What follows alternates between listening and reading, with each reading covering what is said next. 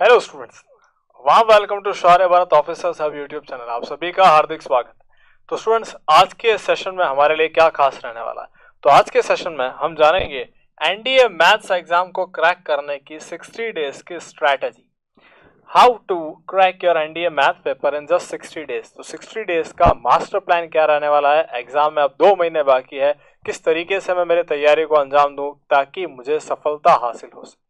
ठीक है, तो ये सेशन में आपको इन सब चीजों के बारे में अच्छे से बताया जाएगा। देखिए बेटा, तो सबसे पहले बात करते हैं, हमारा पहला पॉइंट है जो कि है scenario. What is the scenario? तो स्टूडेंट्स, आप कहीं भी जाते हैं नई जगह पे तो एक बार आप सब उसका जायजा लेना चाहते हैं। जायजा यानी कि क्या चल रहा है, क्या हो रहा है, किस तरीके से चीजें सेटल हो रही है। तो हमें एनडीए का एग्जाम देना है और मैथ्स का एग्जाम क्रैक करना है, तो उसके पेपर का एक ओवरव्यू होना चाहिए, उसका सिनेरियो हमें माइंडसेट में हमारे क्लियर होना चाहिए। तो देखते हैं क्या सिनेरियो रहता है। तो स्टूडेंट्स, हमारे पास टोटल क्वेश्चंस जो देखने को मिलता है वो होता है 120 क्वेश्चंस, और 120 क्वेश्चंस के मार्क्स कितना डिसाइड किया है? 300 मार्क्स। तो अगर मैं बात करता हूं पर्टिकुलर वन क्वेश्चन के मार्क्स की, तो 300 upon 120 that will be 2.5 marks, यानी each question carries 2.5 marks. 2.5 number का एक सवाल हमारे लिए। अब इसमें नेगेटिव मार्किंग भी है। नेगेटिव मार्किंग है 1/3। 1/3 यानी कि इसका मैं 1/3 करूंगा तो स्टूडेंट्स हमारे लिए नेगेटिव मार्किंग रहेगी माइनस अप्रोक्सीमेट 0.833 मार्क्स नेगेटिव पर क्वेश्चन। अब नेगेटिव मार्किंग के साथ अब मेरा सेफ स्कोर क्या रहता है? सर आपने बता दिए इतने मार्क्स का पेपर है, इतने मार्क्स हमारे नेगेटिव हो जाते हैं अगर हम एक क्वेश्चन गलत करते हैं, तो हमारा सेफ स्कोर क्या रहता है? तो बेटा सेफ स्कोर है हमारे लिए 180 से 200, यानी कि अगर आप सेफ खेलना चाहते हैं तो आपके लिए बेटा 180 से 200 मार्क्स लाना बहुत कंपलसरी है। टाइमिंग ध्यान रखना, पूरे टेस्ट का जो टाइमिंग होता है स्टूडेंट्स वो होता है 2.5 आवर्स का। 150 मिनट्स है आपके पास 120 क्वेश्चंस को करने के लिए। अब कैसे हम लोग इन सारी चीज़ों को मैनेज करेंगे, अभी आने वाले 2 महीनों में मैं क्या स्ट्रेटेजी लगाऊंगा ताकि मेरी मैथ्स का पेपर जो है वो क्लियर हो जाए, वो सारी चीज़ें हम यहाँ देखते हैं। तो बेटा सेफ स्कोर अगर मैंने आपको 180 से 200 बताया है तो इसका मतलब ये है कि आपको स्टूडेंट्स यहाँ पर कम से कम 75 टू 80 क्वेश्चन जो है वो करेक्ट करने पड़ेंगे with zero negative marking. 75 to 80 question आपको सही करने होंगे, जीरो नेगेटिव मार्किंग की कोशिश रखनी होगी, तब जाके हमारा बेड़ा पार होगा यहाँ पर। ठीक है, तो देखो अब इसके लिए क्या स्ट्रेटजी है हमारी, ओवरव्यू हमने देख लिया। अब बात करते हैं हमारी लर्निंग मेथड की। देखिए, तो लर्निंग मेथड क्या रहता है? तो मैथ्स में अब आपको महारत हासिल करनी है, तो मैं आपको एक चार्ट बताना जा रहा हूं, जिस चार्ट को अच्छे से समझना और उसके अंदर अपने को सेटल करने की कोशिश करना। कैसे? ध्यान से देखिए बेटा, यहाँ पर हमारा जो टारगेट है स्टूडेंट्स, हमारा टारगेट क्या है? हमारा जो टारगेट है वो है एनडीए मैथ्स को क्लियर करना। तो सबसे पहले यही क्लियर हो जाए कि टारगेट क्या है। ठीक है, एनडीए मैथ्स एग्जाम क्रैक करना है आपको, तो उसके लिए क्या स्थितियां हैं? मेरे पास 2 सिचुएशन है। पहली सिचुएशन है पूरा सिलेबस करना है, और दूसरी सिचुएशन है मुझे एग्जाम क्रैक करना है। आप अपने को कौन सी कैटेगरी में रखना चाहते हैं पहले ये डिसाइड करें। क्या आप पूरा सिलेबस करने के कैपेबल हैं? तो क्या मैं पूरा सिलेबस करके मैथ्स के एग्जाम को क्रैक करूं, या फिर मैं केवल एग्जाम क्रैक करने के अकॉर्डिंग पढ़ के मेरा जो भी मैथ्स का पेपर है उसकी कट ऑफ को पार करूं, क्लियर करूं? तो अगर मैं पहली कैटेगरी के बारे में बात करता हूं, पूरा सिलेबस करना है, जो स्टूडेंट को पूरा सिलेबस करना है, तो पहले वो इन 2 सब कैटेगरी के अंदर आएगा। आपको ये देखना है क्या वो एक अच्छा लर्नर है। आप खुद से सवाल पूछना, क्या मैं एक अच्छा लर्नर हूँ या फिर मैं एक एवरेज लर्नर हूँ? 2 चीजें होगी हमारे पास। एक स्टूडेंट होता है जो जल्दी कैचअप करता है हमें सारी चीजें, जो कुछ भी है एक बार क्वेश्चन देखा दिमाग में सेट हो गया, नहीं भूलेगा लाइफ टाइम। और कुछ स्टूडेंट होता है जिनको उस क्वेश्चन को 2-3 बार देखना पड़ता है, लिख के प्रैक्टिस करनी पड़ती है, तो वो सारे एवरेज लर्नर्स की कैटेगरी में आते हैं। तो बेटा ये चीज आपने पहले से तय करा है। उसके बाद अगर मैं बात करता हूँ, यदि आप एवरेज लर्नर हैं तो आपको स्टूडेंट एनसीईआरटी के आसान सवाल करने ही पड़ेंगे। आप स्टार्ट यहीं से करो, एनसीईआरटी की बुक्स ले 11-12 की, वहां से आप आसान क्वेश्चंस करो, और साथ ही साथ ये आपको बेसिक्स तो आपको करना ही पड़ेगा। बेसिक्स के अंदर क्या क्या चीजें आ जाएगी? बेसिक्स के अंदर हमें मिलेंगे सारे के सारे फॉर्मूला, जितने भी हमारे पास 28 to 30 चैप्टर्स है मैथ्स के अंदर, तो उन फॉर्मूलाज को मुझे अच्छे से याद करना जो सारे चैप्टर से रिलेटेड है, और कुछ बेसिक जो हमारी थ्योरम्स है उनसे रिलेटेड आपको इन्फॉर्मेशन अच्छे से याद रखनी है, दिमाग में सेट करनी। अब कोई अच्छा लर्नर है तो मैं कहता हूँ उससे एनसीईआरटी के आसान सवाल करने की कोई आवश्यकता नहीं है। वो ऑलरेडी अच्छा लर्नर है तो इसका मतलब ये है कि उसे आसान सवाल तो आते होंगे। खुद से झूठ नहीं बोलता आदमी, फिर कह रहा हूँ मैं। तय कर लेना आप कौन सी कैटेगरी में आ रहे, लेकिन उसे बेसिक्स तो करने ही पड़े। बेसिक्स क्लियर फिर से करे वो, एक बार वापस से फॉर्मूला देके सारा सब कुछ थ्योरम जो है आपकी कैटेगरी अच्छे तरीके से उसको रिवाइज करें। ठीक है, ये चीज हो गई यहाँ पर। अब अगर मैं बात करता हूँ एग्जाम क्रैक करना है, तो जिन स्टूडेंट्स को ये अप्रोच रखनी है कि सर हमें बस एग्जाम क्रैक करना है इतना बता दीजिए, तो उसके लिए क्या करना है बताता हूँ। अच्छा लर्नर है या फिर एवरेज लर्नर है, उसके लिए क्या। अब देखो बेटा, कोई भी हमारे पास एग्जाम क्रैक करने की स्थिति के साथ स्टूडेंट आ रहा है तो PYQs का तोड़ नहीं।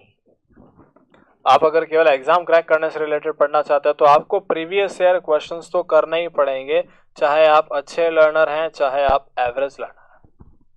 PYQs का कोई तोड़ नहीं है स्टूडेंट्स, हमें वो चीजें करनी ही पड़ेगी। ठीक है, आपकी ताकि आपको आइडिया रहे, ताकि आपको एक जनरल आइडिया हो जाए कि किस टाइप के क्वेश्चंस हमें देखने को मिले हैं और किस टाइप के क्वेश्चंस बन सकते हैं। अभी कुछ स्टेटमेंट वाले क्वेश्चन जो है ज्यादा हमारे पास देखने को मिल रहे हैं और एनडीए वाले ऑप्शंस में भी खेलते हैं। आप आंसर लाओगे, आपका आंसर सही होगा, लेकिन ऑप्शन में एक बार नजर मारने पे वो आंसर मिलेगा नहीं। आपको ऑप्शंस के अंदर भी थोड़ी सी कैलकुलेशन करके आंसर लाना पड़ सकता है, तो इस चीज का भी ध्यान रखें। ठीक है स्टूडेंट्स, और सबसे बड़ी बात टाइम मैनेजमेंट का आपको खास ध्यान रखना है। अब आप चाहे अच्छे लर्नर हो चाहे एवरेज लर्नर हो, अब टाइम मैनेजमेंट कौन सा, दो तरीके के टाइम मैनेजमेंट। एक तो ये जो आने वाले 2 महीने में इसमें कैसे टाइम मैनेज करना है, और दूसरा ये कि एग्जाम के जो 2.5 घंटे हैं उस दौरान कैसे टाइम मैनेज करना है। तो अगर मैं एग्जाम के 2.5 घंटों के बारे में बात करूं तो उसके अंदर स्टूडेंट आप जैसे मान लो फर्स्ट क्वेश्चन किया, सेकंड क्वेश्चन किया, थर्ड में आपने देखा कि ये बहुत ज्यादा कैलकुलेटिव हो रहा है, मैं यकीन के साथ कह सकता हूँ आपको कुछ क्वेश्चंस 120 में से 8-10 क्वेश्चन ऐसे मिलेंगे जिनकी कैलकुलेशन लंबी लंबी होगी, तो आपको उनको अवॉइड करना है, चाहे वो किसी भी चैप्टर से। अगर वो ज्यादा कैलकुलेटिव है तो प्लीज उन सारे क्वेश्चंस को अवॉइड कीजिए, आप नेक्स्ट क्वेश्चन की तरफ मूव कीजिए। तो टाइम मैनेजमेंट वहां इस तरीके से आपको मैनेज करना पड़ेगा, तो खास ध्यान रखें इस चीज का। और दूसरा टाइम मैनेजमेंट जो 60 डेज में क्या करेंगे हम लोग एग्जाम से पहले का, उसके बारे में बात करते हैं और समझते हैं कि कौन कौन से हमारे लिए चैप्टर रहते हैं, किन किन चैप्टर्स में से ज्यादा क्वेश्चन आते हैं, किन में से कम आते हैं, और कौन कौन से चैप्टर्स हमारे लिए मॉडरेट लेवल के क्वेश्चन लेके आता है, कौन से आसान लेवल के, कौन से टफ लेवल के। तो उसके लिए स्टूडेंट बात करते हैं चैप्टर वाइज शेड्यूल की। तो चैप्टर वाइज शेड्यूल क्या कहता है, कौन कौन से चैप्टर हैं मेरे पास, उनको भी देखेंगे, किस तरीके से उनको प्रोसेस करना है, उन सारी चीजों के बारे में बात करेंगे हमारे इस थर्ड सेक्शन में। तो स्टूडेंट्स यहाँ पर स्कोर बढ़ाओ, हेडिंग पढ़ लो पहले। हेडिंग है हमारी स्कोर बढ़ाओ। तो उसमें आपको स्कोर बढ़ाने के लिए कौन कौन से चैप्टर्स को करना चाहिए, तो ये है आपके पास 6 chapters, complex numbers, quadratic equation, binomial theorem, sequence and series. अब ये 4 तो हमारे अलजेब्रा पोर्शन से रिलेटेड हो गए, और ये प्रोबेबिलिटी अपना आप अलग सेक्शन है। और 2D ज्योमेट्री, 2D ज्योमेट्री क्या है बेटा, जिसके अंदर point and slope, straight lines और कॉनिक सेक्शन, यानी कि सर्कल, पैराबोला, एलिप्स, हाइपरबोला, ये सारी चीजें उसके अंदर इंक्लूड होगी। ये जो चैप्टर्स है ये अपने आप में आसान क्वेश्चन लेकर आते हैं, आसान से मॉडरेट रहते हैं। ठीक है, इनके जो क्वेश्चंस है आसान से मॉडरेट रहते हैं, तो ये आपका स्कोर बढ़ाने में काफी हेल्प करेंगे। और ये जो 6 चैप्टर है ये कितने दिन में करना है मुझे, तो बेटा ये जो 6 चैप्टर्स है आपको 10 डेज के अंदर कंप्लीट करना है। स्ट्रेटजी सही से फॉलो करना, तब जाके हमारा मैथ्स का एग्जाम क्लियर होगा, क्रैक होगा। तो गिनते जाना, दिन गिनते जाना। अभी मैंने 10 दिनों के बारे में बात की है और ये 6 चैप्टर्स के बारे में आपको बताया। देखते हैं नेक्स्ट क्या है हमारे पास। नेक्स्ट है हर हाल में करना ही है। तो स्टूडेंट्स ये जो मैंने 4 सेक्शन लिखे हैं, ट्रिग्नोमेट्री, फंक्शंस, मैट्रिक्स, डिटर्मिनेंट्स और स्टैटिस्टिक्स, इन चैप्टर्स को किए बिना नहीं जाना है आपको। ये जो चैप्टर्स है अगर आप नहीं करोगे तो आपका एनडीए का एग्जाम क्रैक करना इम्पॉसिबल है। क्लियर बात कहता हूं मैं, इन चैप्टर्स को नहीं करोगे तो आपका एनडीए क्रैक करना इम्पॉसिबल है। क्यों, ऐसी क्या खास बात है इन चैप्टर में, देखते हैं। देखो बेटा, ट्रिग्नोमेट्री वाला चैप्टर, ट्रिग्नोमेट्री अपने आप में पर्टिकुलर सेक्शन है जिसके अंदर inverse trigonometry, height and distance और प्रॉपर्टीज ऑफ ट्राइंगल पीओटी भी आते हैं। तो हमारे प्रीवियस ईयर पेपर्स के अकॉर्डिंग 10 से 12 क्वेश्चंस हर बार इस सेक्शन में से देखे जाते हैं। Next, functions which includes relations also, functions and binary system, तो ये सेक्शन अपने लिए 3 चैप्टर्स लेके आता है, relation, function and binary system. तो बेटा यहाँ पर भी हमें 10 से 12 क्वेश्चन देखने को मिले हैं हर बार, चाहे वो फर्स्ट वाला पेपर हो किसी भी ईयर का, चाहे सेकंड वाला पेपर हो, हर बार 10 से 12 क्वेश्चन देखने को मिले। नेक्स्ट इंपॉर्टेंट है matrixes and determinant. Matrixes and determinant, आजकल तो मैट्रिक्स और डिटर्मिनेंट पर 10-12 क्वेश्चन बन ही रहे। आप कहेंगे सर हर बार आप 10-12 ही बता रहे हो, तो बिल्कुल ये आंकड़ा सही है। आप देख सकते हैं वेरी करते हैं, कभी ये 9 पर आ जाता है तो कभी ये 12 पर आ जाता है, कभी ये 13 हो जाएगा तो कभी ये हमारे पास 9 हो जाएगा, 11 हो जाएगा। तो ये थोड़ा ऊपर नीचे वेरी करता रहता है, सेम पैटर्न एग्जैक्ट नहीं बनता, फिक्स नहीं है। स्टूडेंट्स ध्यान रखें, इस चैप्टर में से 5 सवाल आएंगे तो 5 आएंगे ही आएंगे, ठीक है, इस चीज का ध्यान रखें। और किस में फिक्स होगा वो मैं बताऊंगा, ठीक है। अब देखो नेक्स्ट हमारे लिए क्या है, स्टैटिस्टिक्स। स्टैटिस्टिक्स इसके अंदर की mean, mode, median, standard deviation, वो सारी चीजें हमें देखने पड़ेगी, कोरिलेशन एंड रिग्रेशन। तो ये जो स्टैटिस्टिक्स चैप्टर है अपना आप में बेटा 10 क्वेश्चन पक्के लेके आएगा। 10 क्वेश्चन, 9-10 क्वेश्चन जो है पक्के आपको इस चैप्टर में से देखने को मिलेंगे। अब ये जो आपको करना ही करना है, उनकी स्ट्रेटेजी क्या है, कितने चैप्टर्स हो गए, तो ये ट्रिग्नोमेट्री, इसके अंदर 3 और हो गए 4, और 4 और 2 ये 6, यहाँ पर हो गए 7, 8, और ये 9-10 चैप्टर हमारे पास इस सेक्शन से रिलेटेड है, को आपको 20 डेज के अंदर कंप्लीट करना है। उनको आपको 20 डेज के अंदर कंप्लीट करना है, आपको पूरा ध्यान से 20 डेज के अंदर ये फिनिश कर देना है, ये ध्यान रखना बात।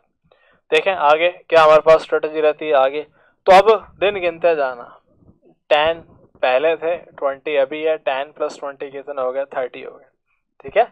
चल नेक्स्ट, अंतिम प्रहार। अब हमारे फाइनल स्टेज की तरफ बढ़ चुके हैं हम लोग। 30 दिन हो गए, 1 महीना हो गया, अब 1 महीना बचा है। सर 1 महीने में क्या करना है ये भी बता दो। बिल्कुल बताते हैं। देखो कैलकुलस का जो फर्स्ट पार्ट है, अब मैंने इन सबको एक साथ कैटेगरी में क्या लिखा है वो भी बताऊंगा, पहले ये सारी चीजें समझो। कैलकुलस का फर्स्ट पार्ट जो कि डेरिवेटिव से रिलेटेड रहता है, डेरिवेटिव से रिलेटेड चैप्टर्स हमारे limits, continuity and differentiability, differentiation और एप्लीकेशन ऑफ डेरिवेटिव्स, एओडी। तो ये डेरिवेटिव से रिलेटेड हमारा पूरा कैलकुलस का पोर्शन है। ये है बेटा कैलकुलस का सेकंड पोर्शन, जिसके अंदर इंटीग्रेशन, डिफरेंशियल इक्वेशन और एप्लीकेशन ऑफ इंटीग्रेशन, यानी कि area bounded by the curve वाले। तो ये इंटीग्रेशन वाला सेक्शन पूरा है कैलकुलस का सेकंड पार्ट। फिर बचता है वेक्टर्स एंड 3D। वेक्टर अपने आप में यूनिक चैप्टर है, और 3D आपको तभी आएगा जब आप वेक्टर अच्छे तरीके से कर पाएंगे। तो हाँ, अब वेक्टर के बारे में आपको खास बात बता देता हूँ। पिछले 5 या 6 बार के पेपर में हर बार वेक्टर में से 5-5 क्वेश्चन देखने को मिले। तो इसका मतलब मैं ये कहते ही नहीं कहूंगा कि इस बार भी 5 ही आएंगे, 6 भी हो सकता है, 4 भी हो सकता है, लेकिन 4-5 क्वेश्चन आपको वेक्टर्स में से देखने को मिलेंगे। 3D का भी यही हाल है। तो ये सेक्शन भी, वेक्टर्स वाला सेक्शन भी 10 क्वेश्चन आपके लिए लेकर आएगा ही आएगा, ठीक है। इंटीग्रेशन और ये जो डिफरेंशिएशन वाला कैलकुलस वाला पोर्शन है, ये मिक्स होकर आपके लिए 10 से 12 क्वेश्चन बनेंगे। और लास्ट में मिसलेनियस पार्ट क्या है, लॉगरिथमिक्स एंड लीनियर इक्वेशंस। तो बेटा ये जो 3 आप देख रहे हो कैटेगरी, इसमें जो क्वेश्चंस का लेवल रहता है वो मॉडरेट टू टफ रहता है। अगर आप देखो टफ, तो अगर मैं ऐसे कह रहा हूँ, अगर आप बहुत अच्छे तरीके से अपने बेसिक्स क्लियर करके जाओगे, प्रीवियस ईयर क्वेश्चंस आप सारे करके जाओगे, तो आपके लिए कुछ भी टफ नहीं है। लेकिन जनरल एवरेज स्टूडेंट के लिए इन चैप्टर्स का जो लेवल है उससे लगेगा मॉडरेट टू टफ, इस बात का ध्यान रखना। और ये वाले लॉगरिथम और लीनियर इक्वेशन से फिर भी कंपैरेटिवली आसान क्वेश्चन आ जाते हैं। तो ये आपको लास्ट स्टेज की तरफ बढ़ते हुए करने हैं। कितने दिन हो गए, अब ये हो गए 20 डेज और हो गए हमारे पास, 20 डेज और हो गए स्टूडेंट। तो यहाँ पर दिन कितने हो गए, दिन गिनते रहो, 10 + 20 + 30 कितने दिन हो गए, 50 डेज। तो चैप्टर्स तो मेरे सारे हो गए।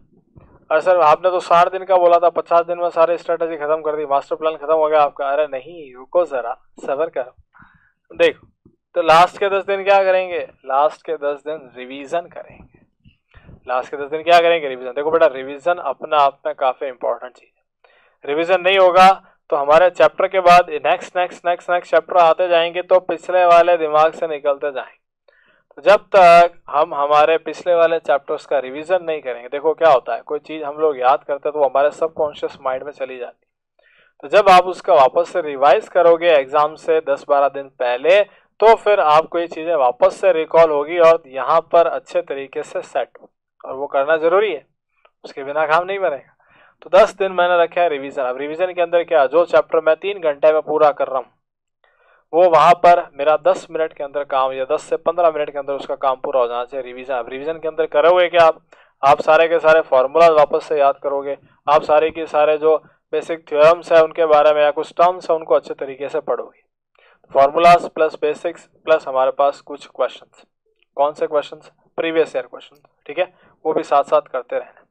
अब बेटा रिवीजन हो गया मेरा, तो 10 दिन, 20 दिन, फिर 20 दिन, 50 और 10 60, तो ये 60 डेज की हमारे पास स्ट्रेटेजी होगी। अब बात करता हूं मैं आगे और क्या करना है। अरे सर तो दिन भी खत्म हो गया, अब क्या हो गया, 60 डेज तो हो गया। पर एक बात का फिर से मैं आपको ध्यान दिलाता हूँ, प्रीवियस ईयर क्वेश्चंस, अब मैं फिर से जोर दे रहा हूँ इसी बात पे, मुझे ये करना ही करना है, इसके बिना नैया पार नहीं होने वाली है। हकीकत बात कह रहा हूं मैं, इसके बिना नैया पार नहीं होने वाली है। आप कोई भी एक बुक ले लीजिए, प्रीवियस ईयर क्वेश्चन को सॉल्व कीजिए और उससे आपको काफी हेल्प मिलेगी पैटर्न को समझने में, आने वाले क्वेश्चंस का अंदाज लगाने, ठीक है स्टूडेंट्स। तो इन सारी चीजों को ध्यान में रखते हुए आपको अपनी एक स्ट्रेटजी बनानी है, एक प्लान बनाना है। तो मैंने आपको अभी इस वाले सेशन में पूरा बता दिया मैथ्स से रिलेटेड क्या स्ट्रेटजी बनानी है, तो आप इसको अगर फॉलो करते हैं डेफिनेटली आप सफलता को हासिल करेंगे, ठीक है स्टूडेंट्स। चलिए तो अब बात करते हैं, आप सभी को ऑल द बेस्ट कह रहे हैं। तो बेटा शौर्य भारत की पूरी टीम की तरफ से आप सभी एनडीए एस्पिरेंट्स को ऑल द वेरी बेस्ट। जय हिंद टू ऑल, बने रहिए शौर्य भारत के साथ। और हाँ, शौर्य भारत आपको बता दूं बेटा कि जो केवल एनडीए सीडीएस इनकी तैयारी नहीं करवाता, डिफेंस रिलेटेड कोई भी एग्जाम हो, आर्मी नेवी एयरफोर्स इस तरीके का, सबकी प्रिपरेशन शौर्य भारत पर होती है। शौर्य भारत ऐप है, आप अगर लर्निंग करना चाहते हो भी लॉन्ग डिस्टेंस, तो शौर्य भारत ऐप है आपके लिए। आप जोधपुर आके यहाँ पर अगर अच्छे वातावरण में पढ़ाई करना चाहते हो तो आपके लिए ऑफलाइन कैंपस भी है, वो क्लासेस भी लगती है। तो प्लीज इस बात का जरा ध्यान रखें, कोई भी एग्जाम हो तो अगर वर्दी की जिद करनी है पूरी, तो शौर्य भारत ऐप है जरूरी। जय हिंद।